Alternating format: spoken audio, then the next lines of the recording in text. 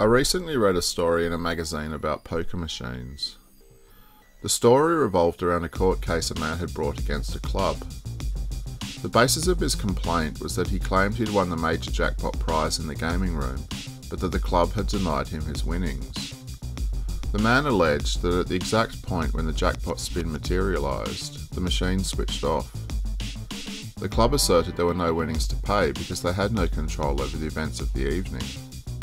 They said the machines had switched off due to a massive power failure, at which point every electrical circuit in the club shut down.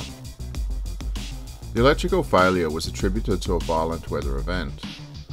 A storm of great magnitude had swept quickly and turbulently through the area in which the club was located. It was not disputed that the storm took place, nor was it disagreed that the electrical circuits of the club had failed. The strange fact of the case was that the club alleged they were required to remove the poker machine in question the day after the storm and send it to the manufacturer for repairs. The club claimed the machine had been damaged because of the storm. It was necessary for the machine to undergo some technical repairs. What was disputed was whether it could be proven that the jackpot spin actually happened. The man said it did.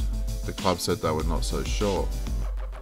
The club claimed that when the machine was reinstalled in the club, they found there was no record of any jackpot spin. They further said there was a notice in the club that stipulated that any winnings would be forfeited if a machine malfunctioned. The jackpot in question was in the region of about $9,000. I hope the man who won the big prize won his case. I felt that if he really had won the major prize, he should be awarded his winnings. Of course, I told myself that everyone in the world experiences injustice at some point, and it's never a pleasant experience. As it turned out, the club won the case. The court determined that the club had no obligation to pay the winnings. The storm that had caused the poker machine to malfunction was an event beyond their control. Furthermore, the club had clearly forewarned patrons that, in any situation where a machine malfunctions, winnings would not be paid. I heard later that the club felt a small degree of guilt, and they compensated the man by giving him an umbrella. They included a small card. It said, "We feel we owe you something. Please take this umbrella as a gift from us.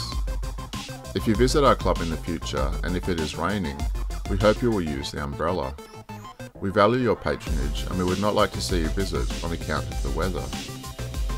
I felt this only added insult to injury. I hear the man is planning to write an account of this experience, and intends to call his book Wrought. I also heard the man say in a press statement after the case had concluded, "I plan to visit the club again, whether it is raining or not, and stick my new umbrella up the manager's backside."